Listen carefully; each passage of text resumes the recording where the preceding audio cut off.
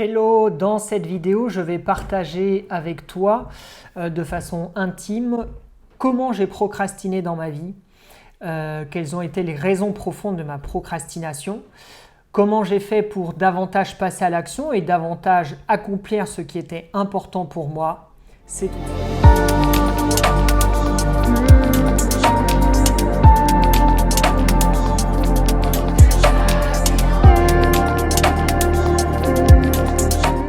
Hello, c'est Xavier, coach anti-procrastination.com.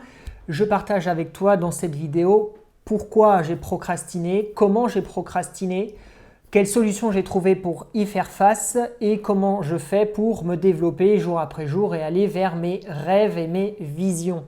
Ma plus grande procrastination, je dirais la plus originelle, c'est mes études. Je voulais faire des études de psychologie. Je voulais m'inscrire à l'université de psychologie Paris 5, René Descartes. Et en fait, mon entourage et surtout ma grand-mère, je ne la blâme pas, mais elle m'a dit « Non, c'est pas un métier, faut pas que tu fasses ça ». Mais vraiment, elle m'a gueulé dessus de ouf. Et j'ai écouté cet interdit en fait. Ou alors une autre fois, je lui avais montré la brochure de l'école des psychologues praticiens, qui est une autre façon de passer le diplôme de psychologue. Ils m'ont dit non quoi. Et moi c'est marrant, j'y allais, je me sentais déjà perdant. Donc ça s'est pas fait et j'ai poursuivi une voie d'études qui était en lien avec le bac que j'avais fait, qui est un bac technique que j'avais fait pour suivre mon meilleur ami. C'est-à-dire que je n'avais même pas choisi quelque chose qui me plaisait profondément ou qui me plaisait, mais j'avais suivi mon meilleur ami. Et donc, une des causes de ma procrastination qui a duré longtemps, parce que finalement, des études de psychologie, alors j'ai fait des formations courtes en thérapie cognitive et comportementale et en écoute non directive selon Carl Rogers en 2010. Mais avant ça, je n'ai pas fait vraiment de formation de psy, même si je lisais des tonnes de bouquins et j'ai fait un tas d'expériences. Et je cherchais beaucoup à me connaître moi-même. Donc, une des causes majeures de ma procrastination, donc de ne pas faire les études qui m'étaient chères et ô combien je savais que je voulais faire ces études, je savais vraiment que je voulais faire ces études, c'était en fait la dépendance affective. C'est-à-dire, il était plus important pour moi d'être avec mon meilleur ami, donc pour le choix du bac technique, sinon j'aurais fait un bac littéraire, ou de rester selon moi encore en lien avec mes grands-parents, donc ma grand-mère m'avait interdit de le faire. Donc moi je me disais bon bah je l'écoute, comme ça je reste en lien avec elle. Et c'est vrai qu'on pourrait dire putain mais c'est con en fait, bon bah ta grand-mère est interdite, mais tu peux le faire en fait. Et en fait, j'ai compris récemment, parce que je m'en suis un peu voulu avec les années, parce que forcément avec la vie professionnelle qui commence, bah, de la reprise d'études, c'est pas si facile. Surtout que moi, je me suis plongé beaucoup dans des études alternatives. Études de naturopathie, études de massage de relaxation, relations d'aide psychologique. Plus récemment, donc là, je fais une école de psychothérapie intégrative. Mais finalement, jusqu'en 2020, cet interdit était encore existant. C'est-à-dire que j'aurais pu me former depuis bien longtemps à la psychologie, psychothérapie, tout ça, mais je ne le faisais toujours pas. Et en fait, j'ai compris récemment d'où ça venait. J'ai connu en bas âge une séparation assez précoce d'avec ma mère. Je devais avoir 2-3 ans. Globalement, j'avais 2-3 ans. Je ne m'en souviens pas. J'ai été élevé par d'autres membres de ma famille, très bien du reste. Mais de ça, je ne m'en souviens pas. De cette séparation de la mère, c'est quand même pas anodin, je ne m'en souviens pas. Et en fait, pourquoi je n'ai pas désobéi à ma grand-mère en mode vas-y, mais je l'ai fait mes études de psychologie en fait. C'est qu'en fait, je croyais, et je dis bien je croyais, que j'allais revivre une nouvelle séparation. Tragique et dramatique. Sauf que j'en avais pas conscience. C'est-à-dire c'est l'enfant intérieur, l'enfant blessé en moi, c'est-à-dire la partie de Xavier blessée quand elle était enfant, qui est toujours là en fait. Mais ça, je ne le savais pas à l'époque. Cette partie intérieure blessée avait tellement peur de revivre de la séparation Parce que là, ce n'est pas la séparation d'un ami à l'école qu'on connaît depuis 2 mois. Tu vois, c'est de la figure parentale. Mes grands-parents, ma grand-mère, c'est une figure parentale majeure chez moi. Eh bien, je me suis dit, bon, bah, je l'écoute, je lui obéis, parce que sinon, je croyais que j'allais être séparé d'elle. Et là, pour moi, c'était insupportable. Pour la partie vulnérable, l'enfant blessé, traumatisé, sans victimisation, ne pouvait pas supporter ça. Je dirais que en seconde, là où j'aurais pu choisir une orientation plus vers littéraire, bah, c'était plus important pour moi d'être en lien avec mon meilleur ami que de suivre ma voie. Bon. Est-ce que c'était de la peur de se retrouver seul face à ses choix? C'est possible. C'est possible.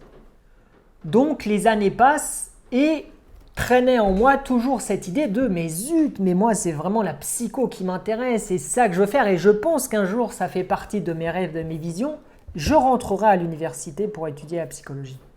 Donc aujourd'hui la résolution de cette procrastination dans le domaine finalement de l'étude, c'est de me dire Xavier, même si ton entourage n'est pas d'accord ou te interdit de le faire, ce qui aujourd'hui n'est plus le cas, je fais ce que je veux, eh bien, tu peux suivre quand même ta voie, mais ton entourage ne va pas se séparer de toi ou t'abandonner pour ça. De toute façon, tu n'es plus un enfant, tu es un adulte, donc aujourd'hui, tu subviens à tes propres besoins. Donc, résoudre ça, c'est de dire « je suis ma voie, je sens ce qui est bon pour moi, je le fais », peu importe si mon entourage me soutient ou m'encourage ou m'interdit de le faire. Peu importe. Et nous sommes un certain nombre d'êtres humains à être comme ça, malheureusement, à trop écouter et nous conformer à ce que l'entourage veut de nous. Et ça ne mène pas au bonheur. Ça ne mène pas au bonheur. C'est-à-dire qu'en soi, alors parfois ça demande aussi un long travail de savoir ce que l'on veut. Ça peut être très long. Il y a des gens qui savent facilement ce qu'ils veulent, il y en a, ça peut être vraiment très long, ça peut être tout un travail. Un autre domaine dans lequel j'ai longtemps procrastiné sans le savoir, c'est le domaine amoureux. C'est-à-dire, en fait, je me disais, Xavier, ça sert à rien que tu investisses ce champ-là, t'es pas assez bien.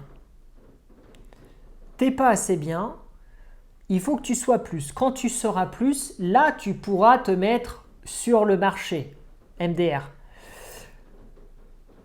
Donc, j'ai passé de longues années à tester toujours, à tester des choses aussi. Mais au fond de moi, il y avait une partie qui quand même freinait et se disait « Xavier, ça sert à rien, t'es pas assez bien. » Voilà. Donc, là, on retrouve la blessure de l'enfance d'origine, la séparation de la mère. C'est-à-dire, l'enfant que j'étais a cru, et là je reparle de croyance, que parce que ma mère ne pouvait pas m'élever, c'est comme ça, que je n'avais pas de valeur. Je me suis dit, Xavier, regarde, ta mère t'abandonne. Ça veut dire vraiment que tu vaux rien. Et là, je vous le dis, ça résonne en moi.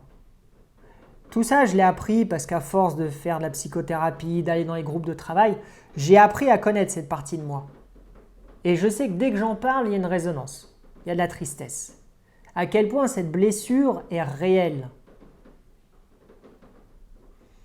Et nous sommes un certain nombre à avoir cette blessure. Celle de croire, pour X événements, X événements qui nous sont arrivés, nous croyons que nous n'avons pas de valeur. Nous croyons fondamentalement que nous n'avons pas de valeur. Et ça, c'est une violence inouïe. Croire que l'on n'a pas de valeur, quelle immense violence, quelle immense blessure. Quelle immense blessure. Donc, vous voyez que le conditionnement en bas âge a été extrêmement puissant. Mais vous voyez aussi que pendant de longues années, je n'en avais pas confiance. Et finalement, bien que je savais ce que je voulais faire, je le savais, ou je savais que je désirais telle ou telle relation, je savais le besoin que j'en avais, et pourtant, je ne pouvais pas le faire. Je ne pouvais pas le faire. C'était impossible. Donc c'est à ça que m'a servi le travail sur moi, psychothérapie, groupe de travail, questionnement, les expériences aussi, à mieux me connaître et à prendre la résolution de aller de l'avant. Donc, ce qui me permet aujourd'hui d'agir avec confiance vers mes visions, c'est d'identifier ma valeur. C'est de se dire, oui, j'ai de la valeur. Donc, je connais mes qualités, je connais mes réussites. Je les ai écrites, j'ai passé de longs mois et de longues années à consigner mes réussites et mes qualités. Et c'est quelque chose que je fais régulièrement. Même s'il y a une partie exigeante de moi qui dit « Ah, c'est pas assez bien, gna. Mais ça, c'est important d'apprendre à la faire taire et à s'estimer à sa juste valeur. Donc comme je connais, j'ai construit mon estime de moi, j'ai construit ma confiance en moi, je sais ce que je sais faire, je suis conscient de mes succès, alors je passe beaucoup plus facilement à l'action. Voilà, à un moment donné, il n'y a pas 36 questions à se poser. Faut oser s'affirmer, parler, le faire. Si on attend trop le moment idéal ou qu'est-ce que les autres vont en penser, ça c'est des inhibiteurs. Ce sont des inhibiteurs. Il ne faut pas s'occuper de ça. C'est soi qui ne doit pas s'en occuper de ça parce que les gens qui, comme nous, comme moi aussi je juge, hein, faut pas croire. Hein. J'apprends à éviter de juger, mais j'ai aussi une partie de moi qui juge. Gna. Ces parties-là existeront.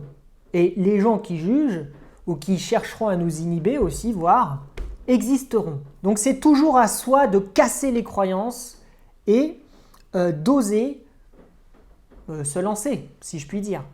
D'oser agir, d'oser être, d'oser affirmer qui l'on est.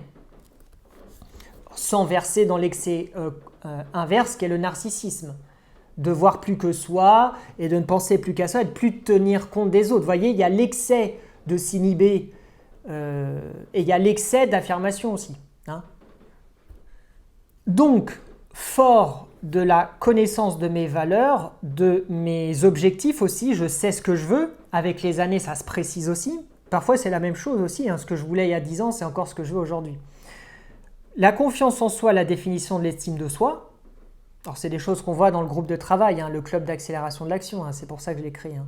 Eh bien, j'ose me lancer. Et surtout, ce que je me suis dit par rapport au champ amoureux, je me suis dit, Xavier, il y a une femme pour tout type d'homme.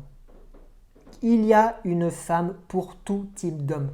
Il y a des femmes pour tout type de classe sociale. Donc, ça ne sert à rien de chercher à être parfait, millionnaire ou qu'en sais-je, puisque de toute façon, il y a déjà une femme qui te correspond. Il y a déjà une femme qui te correspond. Donc, cool. Et en fait, il n'y a pas besoin d'être au top niveau de ce que tu aimerais atteindre ou ce que tu penses devoir atteindre comme étant bon pour toi pour partager de l'amour. Pas besoin d'un bac plus 5 pour partager de l'amour. Pas besoin de gagner 3 000 € par mois pour partager de l'amour. Vous voyez ? Donc, ayant compris ça, je suis sûr de ma valeur. Pas besoin d'avoir tel niveau pour partager de l'amour. Heureusement, dis donc, vous vous rendez compte, s'il fallait un bac plus 5 pour partager de l'amour, waouh, vous voyez la contradiction ? Eh bien, aime en fait. Aime, rends-toi disponible, sors, parce qu'il faut bien sortir et susciter les rencontres. Parce que rester chez soi devant l'ordinateur, plus compliqué. Donc, poser des actes, avoir confiance et apporter. Parce que là aussi, on dira, j'aimerais être aimé, j'aimerais qu'on m'aime, j'aimerais qu'on me reconnaisse. Moi, j'ai remarqué, plus je m'aime, plus je me reconnais, plus je suis aimé, plus je suis reconnu. C'est incroyable. Donc, à un moment donné, pour récolter, il faut semer. Et donc, dans une relation amoureuse, il faut aimer, il faut déjà être apte. Alors, là où on en est, mais identifier quelle est ma façon d'aimer l'autre ? Qu'est-ce qu'aimer ? Et donc, pour cesser de procrastiner dans le domaine amoureux, eh bien, c'est d'investir ce champ. Et c'est d'investir de champ par des actions, par du temps de réflexion, par du temps de relation. Passage à l'action, procrastination, passage à l'action. Donc, dans ma semaine, dans ma journée, évaluer le temps que je vais passer à finalement, là, en tant que célibataire, à démarcher, entre guillemets, pour susciter cet aspect dans ma vie. Alors, maintenant que je vous ai expliqué Cause profonde de la procrastination dans 2 domaines, études, amour. Maintenant, je vais vous partager comment, modestement, je ne suis pas encore millionnaire, du reste c'est ce qu'il faut être millionnaire, je suis plutôt heureux dans ma vie, dans mes 40 ans, j'ai plutôt une vie qui ressemble à ce que je veux qu'elle soit. J'ai beaucoup de temps libre, je suis à mon compte, etc. Bon. Comment je fais pour être efficace, passer à l'action, etc. Bon. Je ne pense pas souffrir à la base d'un problème d'action en lui-même. Je suis plutôt quelqu'un d'actif et de dynamique, voire de trop actif et trop dynamique, de compulsif dans l'action. Néanmoins, ce qui m'aide bien, définition claire des objectifs. Dans plusieurs catégories de ma vie, je sais ce que je veux, c'est écrit, c'est consigné dans un document que je lis une fois par trimestre. Dans mon agenda, j'ai noté mes actions de la semaine, en rouge les plus importantes, en vert les actions un peu médicales ou qui prennent soin de moi. Et puis dans un autre code couleur, j'ai un 4 couleurs avec du violet, du rose, du bleu, du vert clair. Les trucs un peu plus fun. Donc je fais en sorte d'inclure du fun et du relationnel dans ma vie parce que j'incluais moi beaucoup de travail. Mais à un moment donné, la richesse, c'est aussi les relations, les rencontres et rencontrer des nouvelles personnes, faire des nouvelles connexions. Le développement personnel, la fréquentation du milieu du développement personnel, que ce soit par des séminaires, des groupes de travail, des lectures, des audios, des vidéos, m'a boosté ce passage à l'action et m'a rendu peut-être encore plus proactif que j'étais. Donc parfois avec excès, mais effectivement, comme le développement personnel s'appelle aussi la psychologie humaniste, c'est-à-dire de croire dans le potentiel humain, que l'être humain a un potentiel et qu'il peut être réalisé. Ça vient aussi beaucoup de la psychologie du succès, Napoleon Hill, Andrew Carnegie, tout ça. Donc l'homme peut atteindre le succès, il y a des règles au succès, et donc en lisant tout ça, ça m'a poussé dans l'action. Et étant naturellement persévérant, eh bien, je n'abandonne pas facilement mon objectif. Et si cette qualité n'est pas innée chez vous, à mon avis, il y a d'autres qualités qui sont innées chez vous, mais c'est quand même classique. La persévérance est un des ingrédients majeurs du fait d'atteindre ou d'accomplir ce qu'on veut, notamment parce que vous l'avez peut-être lu, mais les personnes qui connaissent un grand succès, mais bon, ça peut être tout simplement un artiste qui réalise son œuvre, ce n'est pas forcément des choses clinquantes, se sont fait beaucoup rejeter, ont connu beaucoup d'obstacles et ont pu attendre des dizaines, voire des vingtaines d'années avant d'enfin éclore leur œuvre et qu'elle trouve écho dans le public, que ce soit pour un entrepreneur ou un artiste. Donc,